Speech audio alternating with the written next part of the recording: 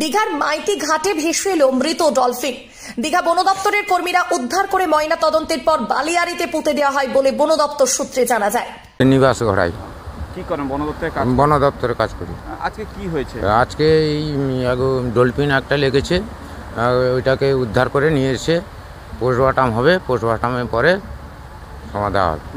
এটা এই যে ডলফিন, এটা মারা যাওয়ার কারণটা কি? এই জালে লেগেছে, জালে সমুদ্রে লেগেছে। এই সমস্ত ডলফিনগুলো থাকে কোথায়? ওইতে সমুদ্রে থাকে, গভীর সমুদ্রে থাকে। গভীর সমুদ্রে থাকে। এটা পাশে চলে আসার কারণটা? এটা ভেসে চলে এসছে, মারা গেছে বলে পোস্টমর্টম করে। পোস্টমর্টম।